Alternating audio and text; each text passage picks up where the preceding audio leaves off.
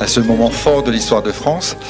La première question, alors les gens qui sont ici savent comment on fonctionne, oui. Ah oui, il y a quelqu'un qui cherche du covoiturage pour Planoise, j'ai oublié de dire. Toi entre autres ? Et pour Bregy, voilà, je sais que la solidarité est de mise ici au festival, donc s'il y a des personnes qui rentrent sur Bregy ou sur Planoise, merci de vous identifier au niveau de la caisse et de dire je vais à Planoise ou je vais à Bregy. Voilà, ça aidera des personnes qui veulent remonter. Oui, la question, certes, il y a le roman de Tierno Menendabo, mais Menendabo, il faut que je prononce correctement. Qu'est-ce qui fait qu'à un moment donné, on a le déclic et qu'on veuille, alors l'adapter, c'est votre écriture, mais porter à l'écran l'histoire de ce personnage? Alors moi je suis tombé sur le roman de Tierno Menendabo un petit peu par hasard et je lisais la 4e de couverture. Le roman vous est proposé à la sortie de la salle, vous verrez, et j'ai été interpellé par cette histoire dont j'avais jamais entendu parler et donc elle m'a tout de suite intéressé. Et il se trouve qu'elle a rencontré finalement une envie que j'avais depuis quelques années, qui était de travailler autour de la résistance. Mais j'estimais que j'avais pas grand-chose à dire de plus, parce que la résistance, elle a beaucoup inspiré le cinéma ou la télévision. Et il y a eu des dizaines de films faits, et je ne voyais pas ce que moi je pouvais faire de plus intéressant ou de plus original, vous voyez. Et là, je me suis dit, tiens, j'ai trouvé le chemin, j'ai trouvé le personnage. C'est-à-dire que la toile de fond de la résistance, je l'aurai. Mais je sais de qui je veux parler. Et parce que sa démarche, qui est une démarche de l'engagement, elle raconte finalement toutes les démarches d'engagement et de résistance.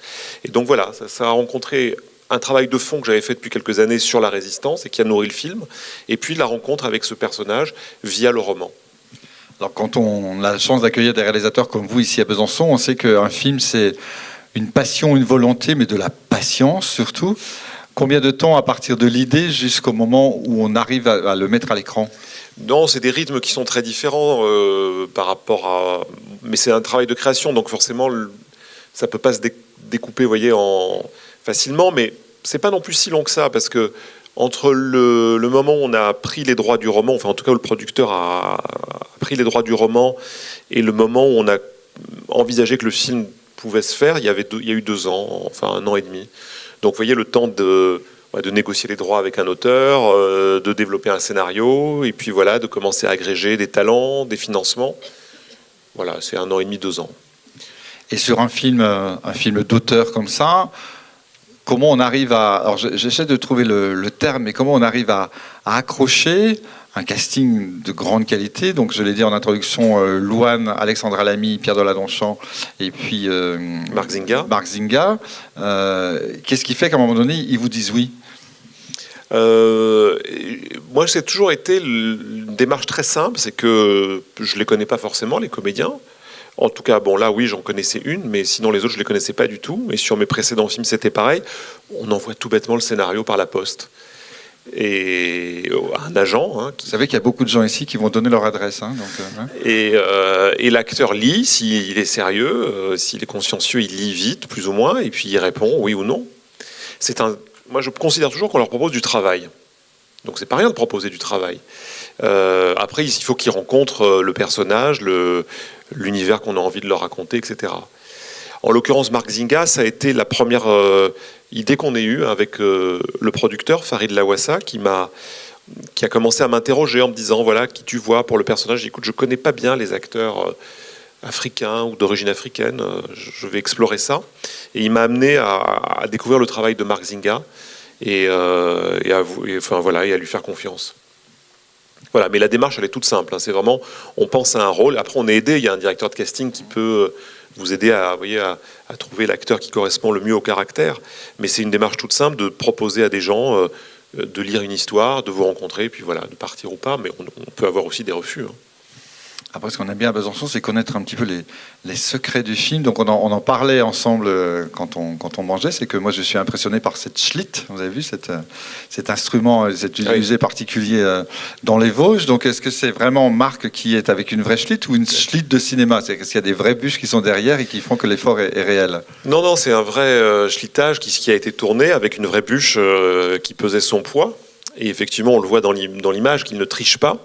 C'est vrai qu'on peut toujours au cinéma remplacer, faire un faux bois. C'est ce qui avait été fait, d'ailleurs, nous ont raconté les Schlitters sur le film de Robert Enrico, qui a été fait dans les années 60, c'est Les Grandes Gueules, voilà, merci, pardon, le titre m'échappait, qui avait été fait avec du faux bois, notamment, mais parce que je ne sais pas si vous vous souvenez, mais à un moment donné, le chariot casse et les rondins roulent. Donc ça, ils ne pouvaient pas prendre le risque. Et donc ils étaient ravis, c'est une association qui entretient cette tradition de métiers populaires, d'art et tradition populaire. Ils étaient ravis qu'on les sollicite, et c'est eux qui ont un peu pris en main, et le comédien, et puis là, qui nous ont expliqué comment ça se passait. Moi, je ne connaissais pas, j'avais vu des photos, j'avais vu quelques images, mais forcément, je ne connaissais pas. Et c'était pour nous très important d'abord de tourner dans les Vosges. On a tourné vraiment à l'endroit où l'histoire s'est déroulée, pas loin des endroits où ça s'est passé. Et c'était important, par ces séquences-là, de toucher à une forme de vérité. Et quand vous parlez de vérité sur un film qui fait mémoire, même s'il y a un roman qui est là, est-ce qu'il reste des témoins? Est-ce qu'il subsiste des témoins qui auraient pu rencontrer le vrai Madiba et avec qui vous avez pu échanger ou pas? Non. Il n'y en a plus. Il y a eu un travail qui a été fait par un journaliste lorrain, donc originaire de là-bas, qui s'appelle Étienne Guillermont, qui était originaire du village où Adiba a été accueilli, le village de l'institutrice. Et toute sa vie, son enfance en tout cas, il a entendu parler de ce tirailleur qui avait fait de la résistance, etc. Et c'est lui qui a vraiment fait un travail d'archéologue et d'explorateur, qui est allé chercher à la source les témoignages, les photographies, les traces, les preuves de ces actes, qui les a rassemblés. Et c'est d'ailleurs cette démarche qui a donné lieu au fait que son cas a été étudié et il a reçu une médaille suite à ce travail d'exhumation, de remise en lumière de son action. Et il a sorti un livre qui s'appelle Adiba, résistant des Vosges, qui est un gros pavé d'histoire. Et c'est d'ailleurs à partir de ce livre que Tierno Monemambo a imaginé lui-même son propre roman. Donc il n'y a pas de témoin direct, mais lui, il a fait, c'était dans les années 2000, il a fait au dernier moment, il a pu rencontrer et l'institutrice, et le fermier, et tous les gens qui ont aidé, connu Adiba. Voilà, mais ils ne sont plus là. Mais il a fait ce travail vraiment in extremis, avant que toute cette génération se parte. Une main se lève? Oui, bientôt. Question, pas question. Je peux continuer encore. Des réactions, des questions. Oui. Le village de l'institutrice. Le véritable village, je n'ai pas révisé. Attendez, ça m'échappe et ça va me revenir. C'est dans les Vosges. On est tout à côté d'Épinal. Moi, je peux vous dire, on a tourné, mais c'est pas là. On est juste à côté. Ça va me revenir avant la fin de la soirée. Et dans les secrets de tournage, combien de temps pour faire le film, enfin pour tourner le film? On a tourné 7 semaines, ce qui est relativement rapide. 7 semaines, ouais, on avait un bon rythme. Et là, à quelle période? À l'automne, comme vous pouvez le voir dans le film, on a de très beaux paysages avec de belles couleurs. La forêt des Vosges était très belle, moins belle que la forêt franc-comtoise. Ah si, moi j'ai tourné la forêt de Chaux, je vous ai dit, c'est très beau la forêt de Chaux. Je l'ai pas payé, hein, ça va. Mais voilà, on a tourné à l'automne et un peu au tout début enfin à l'automne, oui, jusqu'en début décembre. Et dans ce travail de mémoire dont vous faites, qui est dans ce film, est-ce que vous l'avez déjà présenté en Guinée ou ailleurs? Et quelle est la réaction si toutefois la présentation a été faite? Non, on n'a pas encore eu l'occasion de le présenter dans un pays africain, malheureusement. Je pense qu'il y a des demandes, mais pour l'instant, on n'a pas encore pu mettre en place une projection. Ouais.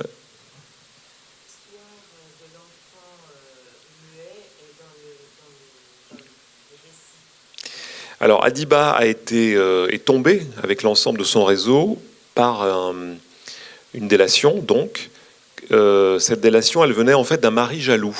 C'est-à-dire, comme le film l'évoque, c'était un homme qui vivait sa vie d'homme dans cette époque-là, et il avait donc plusieurs aventures. Bon, on n'en montre pas beaucoup par rapport à la réalité, on en montre 2. Mais effectivement, il y a un mari qui est revenu d'un camp de prisonniers et qui a découvert que sa femme le trompait avec cet homme-là. Et donc, il est allé, dès qu'il a pu, dénoncer et en fait se venger, d'une certaine façon. Alors, au départ, dans le scénario, c'est ce qu'on a écrit.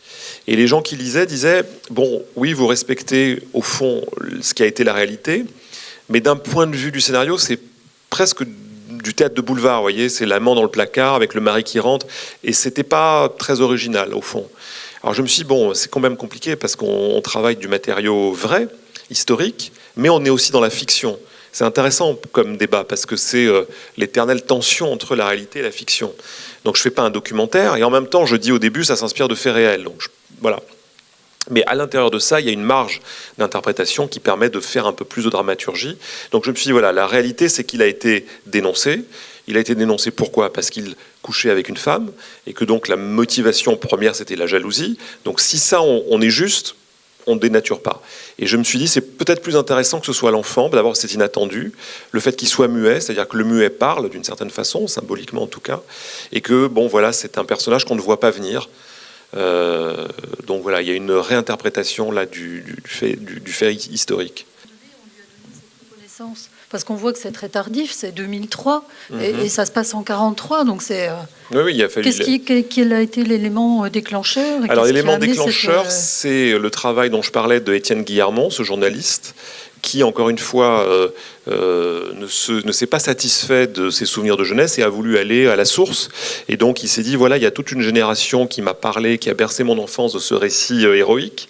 Et bien avant que ces gens ne disparaissent les uns les autres, je vais aller les interroger et amener trouver les traces de cette vie. Alors il a trouvé des photos, j'en ai utilisé quelques-unes à la fin. Il a interrogé vraiment l'institutrice, tout le monde, et il a amené tous ces documents à la connaissance de la commission. Je ne sais pas si c'est une commission qui se réunit pour ça, mais qui a effectivement étudié le dossier. Mais Adiba fait partie, comme des centaines de personnes, de gens qui sont oubliés par l'histoire, faute de preuves. Il n'a pas eu de descendants, il a été exécuté sans aucun procès. Enfin, vous voyez, c'est quand même... il était passé par l'oubli de l'histoire. Donc il y a eu ce travail de réhabilitation. Et ce qui, moi, me touche beaucoup aujourd'hui, c'est de me dire, voilà un personnage qui a été sorti de l'histoire pendant 60 ans. Bon, il a eu la médaille de la Résistance, c'est une chose. Il y a eu un premier livre, ce journaliste qui a écrit un bouquin de 500 pages qui raconte toute l'histoire, y compris sa vie en Afrique d'ailleurs. Il y a eu un roman, il y a eu un documentaire, il y a un site web qui lui est consacré, il y a eu un film de fiction. Aujourd'hui, le sujet Adiba est traité par des lycéens dans le cadre du concours national de la résistance. Il y a 2 rues qui portent son nom. Bref, je trouve ça extraordinaire que sur plein de supports multimédia, on va dire, avec plein de points de vue, bien son histoire, elle est racontée encore aujourd'hui, elle est transmise et on en parle ce soir. Donc c'est quand même extraordinaire de voir comment la justice, entre guillemets, la justice fait quand même son travail sur le long terme, mais enfin elle le fait quand même.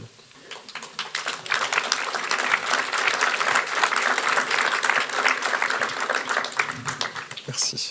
Et moi, j'avais un élément, j'aime toujours savoir, on en a parlé ensemble, combien ça coûte, un film comme ça, parce que c'est mine de rien, c'est beaucoup d'argent. Et puis quand on a mangé ensemble, vous me parliez de la difficulté de trouver un moyen de le faire vivre et de le faire voir, et que c'était pas évident de trouver ce qu'on appelle dans le métier un distributeur. Bon, la production, c'est des chiffres qui sont des chiffres d'une économie particulière qui est le cinéma, donc je ne sais pas si c'est très évocateur, parce que ce sont des sommes importantes. On a tous l'habitude ici. C'est vrai. Oui. En même temps, ce n'est pas un très gros budget. C'est un budget qui est de un peu plus de 4 millions d'euros. Bon, ce qui est une somme considérable, nous on est d'accord, au titre de nos vies, mais dans une économie, une entreprise qui est le cinéma, c'est pas une somme énorme, c'est même un budget moyen. En plus pour un film historique, c'est-à-dire qui nécessite de la reconstitution du costume, des décors, des véhicules, la figuration, etc. Et après, oui, la distribution, c'est-à-dire le distributeur, c'est l'institution qui permet au film d'être transmis au public, donc qui s'occupe de trouver les salles, convaincre les exploitants, faire des affiches, finance les bandes annonces et ainsi de suite. C'était difficile parce que la plupart des distributeurs nous disaient non, mais ce film n'est pas dans les besoins du marché. C'est quand même des gens de marché et de marketing qu'on a en face. Et donc, pour les besoins du marché, c'est de la comédie, du film d'action, voilà. Et donc, effectivement, vous arrivez avec un film qui est très marginal dans son thème. Et pourtant, on avait un joli casting, et que le film il était globalement financé. Donc, c'était pas grand-chose de venir l'accompagner, mais il n'y croyait pas. On en a trouvé un, finalement. Mais on voit bien l'importance de la distribution, c'est essentiel. C'est-à-dire que le film peut exister, mais peut ne jamais arriver au public. La distribution, c'est comme pour un livre, comme pour n'importe quoi. C'est ça, c'est la façon dont l'objet est transmis au public. Une petite question encore. Je voulais savoir si vous avez eu l'occasion de présenter ce film dans les Vosges, comme vous le faites ce soir, et quel était l'accueil. L'accueil a été très bon. Alors on y a tourné donc pendant 7 semaines, donc on s'est vraiment implanté et on l'a présenté dans plusieurs villes des Vosges. On a présenté à Épinal, à Nancy, à Gérardmer et dans d'autres petites villes. Et c'était toujours des salles pleines et enthousiastes. Et alors moi il y a une dimension qui m'avait pas du tout, qui m'avait totalement échappé. Les gens à chaque fois nous disaient merci de montrer les Alsaciens et les Lorrains. Pas toujours comme des amis des nazis ou des pro-allemands, enfin, vous voyez, parce que c'est des régions frontalières où effectivement, voilà, les annexions, l'occupation, ça s'est fait très vite. Et c'est la première fois qu'on entend parler de résistance dans nos régions. Donc ils étaient hyper touchés de ça et j'avais pas du tout pris conscience que c'était à ce point vif. Donc l'accueil était plutôt très bon. Et alors, ce qui est marrant, c'est que beaucoup connaissaient l'histoire. C'est vraiment une histoire c'est une histoire micro-régionale. Hein. C'est pas un grand maquis, le maquis de la délivrance. Ils n'ont pas fait énormément de choses. Mais localement, le maquis de la délivrance, il est très bien identifié et l'histoire d'Adiba, elle est très connue. En tout cas, moi, dans les projections que j'ai faites, les gens ne le découvraient pas. Mais c'était pas sorti vraiment vous voyez, de la micro-région, quoi. Oui.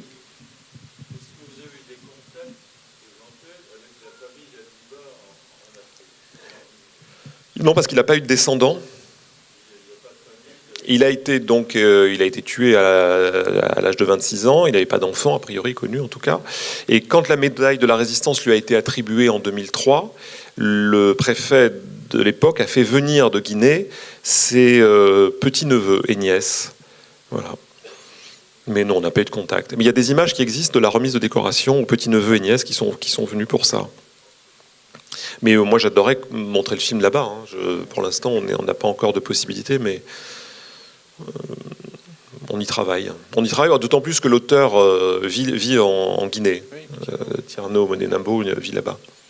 Il a beaucoup aimé le film, d'ailleurs. Et que la Guinée est sous l'actualité. Enfin, juste parenthèse, que c'est la capitale de l'UNESCO pour la littérature cette année. D'accord. Ouais. Oui.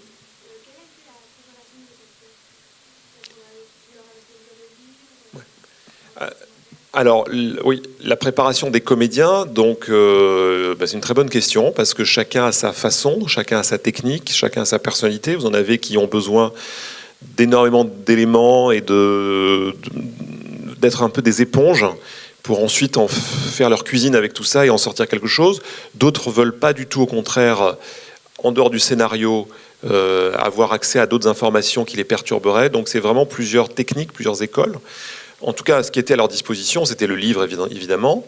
Moi, j'ai organisé des rencontres avec le journaliste, Étienne Guillermont, parce que lui, il avait énormément de sources documentaires, parce qu'il avait travaillé dessus, donc des photographies, des lettres, des témoignages.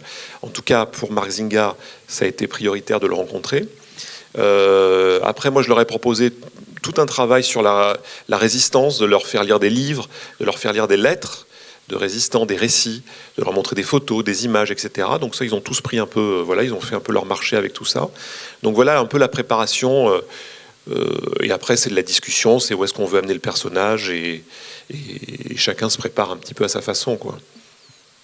Avec une particularité pour Marc Zinga, qui est un comédien, moi, j'avais jamais vu cette technique-là, qui est assez déstabilisante et en même temps elle est au service du film, donc elle est positive. C'est un comédien, quand il rentre dans le film, s'immerge absolument. C'est-à-dire qu'il vous demande de ne plus l'appeler par son nom, mais de l'appeler par le nom du personnage, y compris le soir quand le tournage est terminé. Et d'ailleurs, le soir, on ne le voit pas. Il rentre dans sa chambre, il en sort le lendemain. C'est-à-dire qu'il ne veut pas être dans la vie. Il veut être dans la vie de son personnage. Je me souviens très bien. Un soir, je lui dis, écoute, il y a 2-3 petits dialogues qu'on va modifier, je t'envoie ce soir par mail, voilà ce que j'ai fait. Il me dit, mais j'ai pas d'ordinateur, je suis sans rien. Je dis, mais comment tu 2 mois dans les Vosges, tu n'as pas un ordinateur, comment tu... Il dit, non, je suis coupé, voilà, je suis le personnage et je ne veux être rien d'autre que ça. Donc c'est fort. Alors moi, au départ, je me suis dit, bon, il se la raconte un peu, c'est une posture...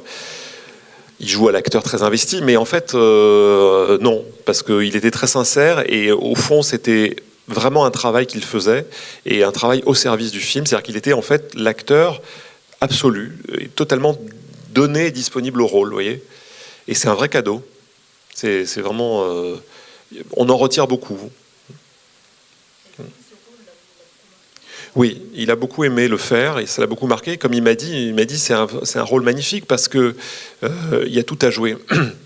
Il y a l'effroi, il y a la peur, il y a la sidération, il y a l'héroïsme, il y a le courage, il y a la bêtise, il y a le désir. Vous voyez, il y a toute une palette dans laquelle il a pu circuler. Et ça, pour un acteur, c'est magnifique parce que parfois les acteurs, ils ont une seule partition à jouer. Du début à la fin, ils ont un personnage qui... Voilà. Et là, ils passent par des tas de choses quand même. Même, il passe même par l'état de bête quand on le voit dans la forêt 2-3 mois après de vie dans la forêt où il est totalement caché et craintif et que il parle plus. Enfin voilà. Donc il a joué avec tout ça. Ouais.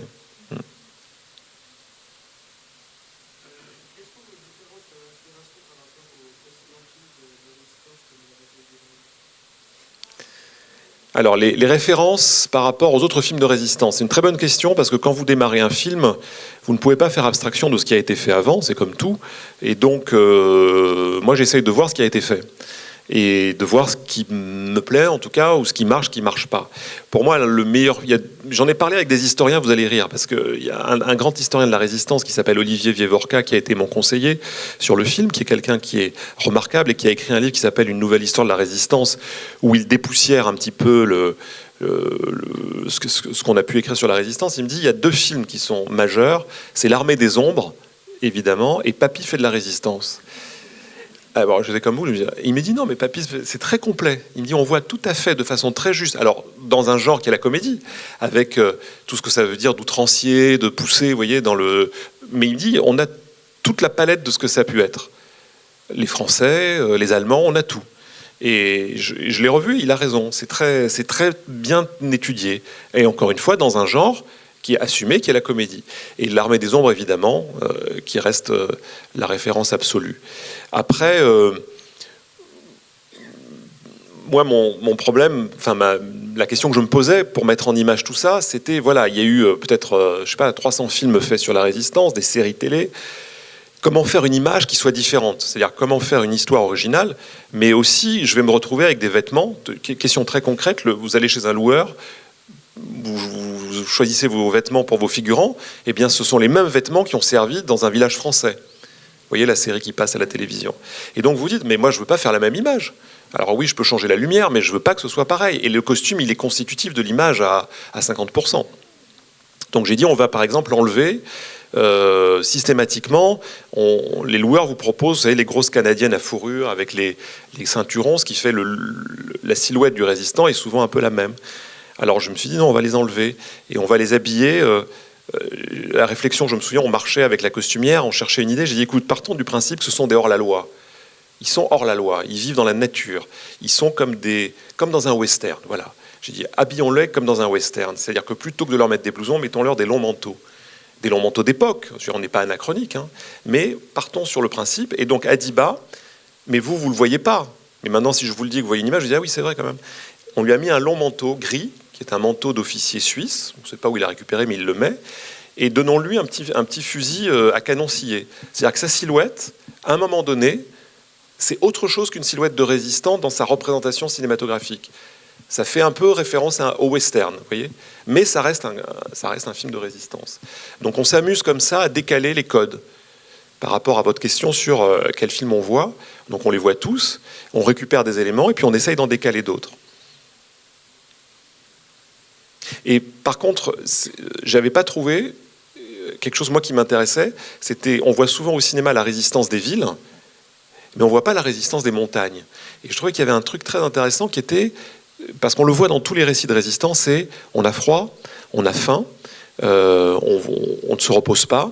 Bref, l'homme à l'état de nature. C'est-à-dire comment on vit quand on est un groupe de clandestins dans la montagne, comment on se nourrit, comment on se lave. Donc j'ai fait comme ça des petites touches impressionnistes sur ces problématiques-là, qui sont en fait des problématiques majeures, qui sont presque aussi importantes que on va passer à l'acte, qui sont des problématiques du quotidien, tout bêtement.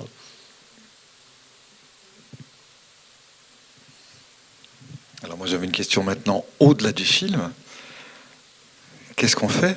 Nous parler de vos projets, de ce qui est en cours. et puis comment les perspectives s'ouvrent. Donc on a échangé sur un documentaire qui allait arriver bientôt. Ouais. Rien à voir. Donc en fiction, moi je continue, j'écris, et puis on verra bien. De toute façon, vous savez, quand vous faites de la fiction, c'est très aléatoire. Soit vous faites un gros succès, et à ce moment-là, les choses sont très faciles, soit ça reste un chemin complexe. Voilà. Et effectivement, en attendant, moi je fais des documentaires. Donc là, j'en ai un en ce moment en tournage, qui est un film pour la télévision sur les 60 ans de la Ve République.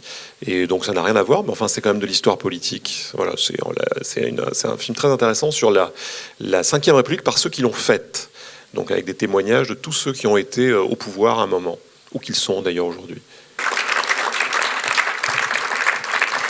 Ça me touche beaucoup, effectivement, parce que je dirais que vous êtes bien placé, et votre légitimité me touche énormément, parce que moi, je n'ai pas de légitimité par rapport à ça. Moi, j'ai un intérêt, une affection, une envie d'honnêteté, de loyauté par rapport à cette histoire, mais la légitimité, il faut que j'aille la chercher ailleurs, vous voyez ce que je veux dire. Et donc, c'est vrai que c'est intéressant. Sur les langues, on a vraiment travaillé pour justement ne pas avoir une langue uniforme, pour bien dire qu'effectivement il y avait... Alors encore une fois, c'est très loin, c'est très en dessous, mais ça fait partie du travail qu'on a fait pour être juste. Et effectivement, ce que vous disiez, c'est que sous le label tirailleurs sénégalais, l'armée française, en fait, avait recruté des soldats dans tout son empire, dans tous les pays de l'empire, et effectivement, on avait simplifié ça sous l'intitulé tirailleurs sénégalais, et on sait la lutte qui a été... la leur et celle de leurs descendants pour obtenir à la fois une reconnaissance financière et une reconnaissance symbolique, tout simplement.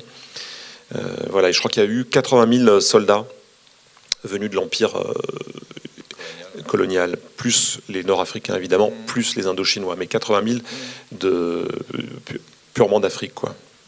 Et ça date de... La première levée de troupes, c'est la Force Noire, ce qu'on appelle la Force Noire en 14-18. Hein. C'est la première levée de troupes, c'est... on a un déficit en 14-18 de soldats par rapport aux Allemands, et il y a un général qui s'appelle le général Mangin qui a l'idée d'aller prendre des sujets de l'Empire, puisqu'ils sont dans l'Empire, et de les armer et de leur donner un uniforme et de venir les faire combattre en Europe. Ce qui va être, le film l'aborde très à la marge, mais intéressant, ce qui va hystériser les Allemands, parce qu'il le dit d'ailleurs, l'un des personnages, vous les Français, vous êtes dangereux parce que vous avez inversé l'ordre de la civilisation, vous avez demandé à des Noirs de tuer des Blancs. Alors c'est une phrase toute simple, mais qui résume parfaitement l'état d'esprit de l'époque, c'est-à-dire qu'effectivement le Blanc tuait le Noir, sans que ce soit un problème, mais faire l'inverse, pour les Allemands, c'est une aberration. Et non seulement tuer des Blancs, mais tuer des Allemands, et leur donner des médailles pour ça. Donc ça a totalement hystérisé le peuple allemand dans ces années d'après-guerre, puisqu'il faut savoir, il est tard, mais on fait juste une petite parenthèse historique. Après la guerre, la France, la première je parle, après le traité de Versailles, la France occupe une partie de l'Allemagne, la Rhénanie notamment, et elle a comme idée de la faire occuper par des soldats de l'Empire. Donc vous avez sur le territoire allemand des Africains et des Nord-Africains positionnés. Et quand on lit les lettres qui sont échangées, alors que les deux pays sont en paix, les deux chancelleries échangent, c'est-à-dire les affaires étrangères allemandes et françaises, c'est un problème, en fait, c'est un casus belli, et les Allemands ne supportent pas l'idée qu'une partie de leur territoire soit occupée par des gens venus de l'Empire. Mais c'est vraiment un problème. Et c'est un débat à l'intérieur du gouvernement français, qu'est-ce qu'on fait? Et ça va donner naissance à toute une imagerie, une mythologie autour des soldats africains dans le peuple allemand, ce qui va, non pas expliquer, mais en tout cas, quand on voit ce qui se passe, et notamment au début du film, les massacres, il y a eu 3000 tirailleurs sénégalais exécutés de façon sommaire, rien que pour le mois de juin 1940, on comprend mieux dans quel état d'esprit sont les soldats allemands, c'est-à-dire qu'ils sont alimentés de tout ce racisme-là. Voilà, donc... Si vous le voulez bien, parce que le temps avance, on pourrait rester avec Gabriel de longues heures. Mais c'est vous surtout qui êtes ici depuis longtemps. Ouais. On va, au nom du public de Besançon et du festival, vous remettre, Gabriel, donc ce présent avec le bisou. C'est la tradition ici, hein. C'est vraiment le bisou. Voilà. Et encore merci.